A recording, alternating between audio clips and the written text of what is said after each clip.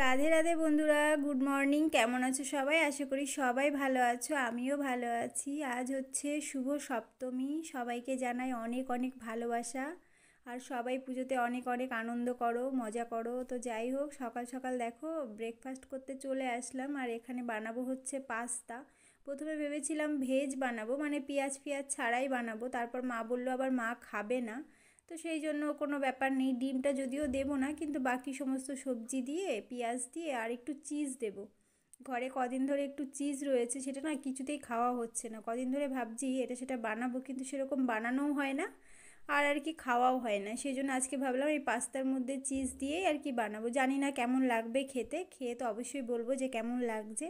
আর দেখো পেঁয়াজটা না প্রথমে দিতে আমি ভুলে গেছিলাম, ওই যে বললাম প্রথমে ভাবলাম যে মা খাবে, কিন্তু মা তারপর বললো যে খাবে না, সেই জন্য পেঁয়াজটা তখন কাটা হয়নি। তারপর ভাবলাম খাবে না যখন, তখন আমরা একটু পেঁয়াজ দিয়েই খাই। আর এই সমস্ত জিনিস দেখবে একটু পেঁয়াজ, ডিম, তারপর একটু রসুন কুচি, এগুলো দিলে বেশ ভালো লাগে খেতে। সেরম যদিও খাওয়া হয় না, মাঝে মাঝে আর কি একটু বানাই, তাও আমি খুব একটা বেশি পছন্দ করি না, যেহেতু ময়দার খেলে আমার খুব অসুবিধাই হয়। তো আজ ভাবলাম যে একটু বানাই, সবাই মিলে খাওয়া যাবে। আর দেখো কত সুন্দর হয়েছে দেখতে।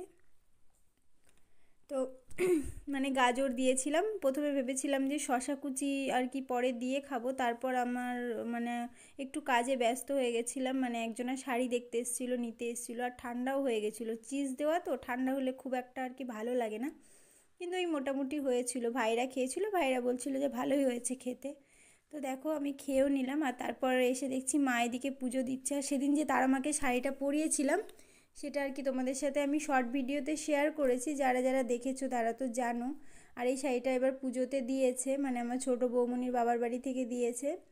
তো খুব সুন্দর হয়েছিল শাড়িটা পরানো। আর এই জামদানি শাড়িগুলো পরালে না দেখতে একদম সুন্দর লাগে, মানে কুচিগুলো সুন্দরভাবে হয় আর দেখতে বেশ ভালো লাগে। তো তারপর দেখো মা পুজো দিয়ে চলে আসলো রান্না করতে। আর সমস্ত সবজি এদিকে আমি কেটে নিয়েছিলাম। প্রথমে তো মাছবালাকে ফোন করেছিলাম, বললো রুই কাতলা মাছ আছে, তো ওখান থেকে না মাছ নিইনি। তারপর বাবুকে পাঠালাম বাজারে যাও মাছ এনে দাও, তারপর বাবু গিয়ে চিংড়ি মাছ আর ইলিশ মাছ নিয়ে এসেছিলো। তো সেটাই আর কি সুন্দর করে অনেক কিছুই রান্নাবান্না করেছি, করে এবার খাওয়া দাওয়া করে না বেরোবো বিকালবেলায়। যাব হচ্ছে ঠাকুর দেখতে। আমি আগে কখনো ঠাকুর মানে গুসকরায় সেরমভাবে আমি আগে কখনো ঠাকুর দেখতে যাইনি। কালী পুজোয় গেছি, কিন্তু দুর্গা পুজোয় আমি কোনোদিনও ঠাকুর দেখতে যাইনি গুসকরায়, এবারই ফার্স্ট টাইম। প্রথমে তো ভেবেছিলাম যে খুব ভালো আর কি প্যান্ডেল হয়, যেহেতু কালী পুজোর প্যান্ডেলটা না খুব সুন্দর হয় গুসকরায়, তো সেইভাবে আমি ভেবেছিলাম যে হয়তো দুর্গা পুজোর প্যান্ডেলও খুব বড় হবে বা সুন্দর হবে। তো তোমাদের সাথে তো পুরোটাই শেয়ার করবো আজকের প্যান্ডেল কীরকম কী হয়েছে এখানে। তো যাই হোক, এবার দেখো খাওয়া দাওয়া করে নিচ্ছি। আর প্রত্যেকটা রান্নাই না খুব সুন্দর হয়েছিল খেতে। এই যে হচ্ছে চিংড়ি মাছ দিয়ে বাঁধাকপি করেছিল, আর ইলিশ মাছ করেছিল সর্ষে দিয়ে, তার সাথে ভাজা ছিল, আর আমি একটা চাটনি করেছিলাম, এটা হচ্ছে পেঁপের চাটনি।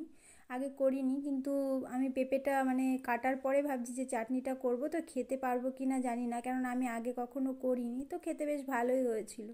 তো যাই হোক, খাওয়া দাওয়া করে দেখো রেডি হয়ে গেলাম। আর এই চুড়িদারটা ছোটদা দিয়েছে, বেশ ভালো, কিন্তু না যাকে সেলাই করতে দিয়েছিলাম খুব একটা বেশি ভালো হয়নি সেলাইটা। পরার পরে বুঝতে পারলাম মানে এক এক জায়গায় টাইট হয়ে গেছে, তো এক এক জায়গায় লুজ এরকম আর কি। তো সেলাইটা আমি আবার পরে খুলিয়ে করব, সেরকম একটা সেলাই ভালো হয়নি। তো যাই হোক দেখো রেডি টেডি হয়ে সবাই মিলে, মানে মামিরা গেছিল, মা বাবু, আমরা সবাই মিলেই গেছিলাম ঠাকুর দেখতে। ওই 8জন মতো গেছিলাম, ভাইরাও ছিল। তো সবাই মিলে ঠাকুর দেখতে গেছিলাম। তো দেখো ঘুষকরার প্যান্ডেল, এটা হচ্ছে ওই তোমার কি যেন জায়গাটার নাম, এখানে হচ্ছে সুকান্ত পল্লী, মানে এটা ওই ভেতর দিকে। তো এখানকার ঠাকুরটাও বেশ ভালো হয়েছিল। আর এইসব প্যান্ডেল না, প্যান্ডেলের থেকে ঠাকুরের মুখটা দেখতে বেশি ভালো লাগে। মানে এখানকার প্যান্ডেল যদিও বড় বড় হয় না, কিন্তু ঠাকুরগুলো বেশ সুন্দর হয়। আর যত আমি বড় প্যান্ডেল দেখেছি ঠাকুরগুলো না একটু অন্য রকম হয়, মানে এরম টাইপের ঠাকুর আমি মানে দেখি না সেরম প্যান্ডেলে। কিন্তু প্যান্ডেলগুলো সুন্দর হয়, ঠাকুর অতটা খুব একটা বেশি যে খুব সুন্দর, ঠাকুর তো বলতেই সুন্দর, কিন্তু তাও এরকম প্যান্ডেলের যেমন ছোটোখাটো প্যান্ডেল দেখবে ঠাকুরগুলো সুন্দর হয়। তো যাই হোক দেখো প্রত্যেকটা প্যান্ডেলই আমরা ঘুরেছিলাম, মোটামুটি 8-10টা মতো প্যান্ডেল দেখেছিলাম। আর গুসকরায় আমি প্রথমে ভেবেছিলাম তো বড়ই প্যান্ডেল হবে, কিন্তু সেরম না, সবই ছোট ছোট প্যান্ডেল। তো ভিড়ও খুব একটা বেশি ছিল না রাস্তার। আর এই প্যান্ডেলটা ছিল একদম রাস্তার সাথেই, অনেকটা লম্বা করে প্যান্ডেলটা করা হয়েছিল, বেশ ভালো হয়েছিল। মায়ের মুখটা দেখো কত সুন্দর লাগছে দেখতে। তো প্রত্যেকটা প্যান্ডেল আমরা ঘুরলাম। আর এখানে না সন্ধ্যা আরতি হচ্ছিল, সেই জন্য প্রায় মুখটা ঢেকেই দিয়েছিল। তো তারপর আরেকটা প্যান্ডেল দেখতে আসলাম। এটা হচ্ছে আমার ঠিক মনে নেই এই প্যান্ডেলটা কোথায়, কিন্তু এখানেও বেশ সুন্দর আর কি মায়ের মুখ, মানে মুখটা খুব সুন্দর হয়েছিল দেখতে, হয়তো নিউ টাউনে এটা। তো তারপর দেখো চলে আসলাম আরেকটা প্যান্ডেল দেখতে। এটা হচ্ছে বারোয়ারিতলা। তোমরা যারা জানো গুসকরা গেছো তারা জানো যে বারোয়ারিতলার প্যান্ডেল। তো এই প্যান্ডেলটা বেশ বড় হয়েছিল আর অনেকই ভিড় ছিল, মানে এখানে ছোটোখাটো মেলা বসেছিল আর প্রচুর ভিড় হয়েছিল এখানে। তো সেই প্যান্ডেলটাই আর কি দেখতে গেলাম। তো এই পাশে আবার আমার ভাই দোকান দিয়েছে আইসক্রিমের, তো ওখানে গিয়ে খানিকক্ষণ দাঁড়িয়েছিলাম। তো তারপর দাঁড়িয়ে থাকার পরে গেলাম প্যান্ডেল দেখতে। আর দেখো বেশ সুন্দর হয়েছে প্যান্ডেলটা, মানে দূর থেকেও বেশ বড়সড়ই লাগছে আর প্রচুর ভিড়ও ছিল।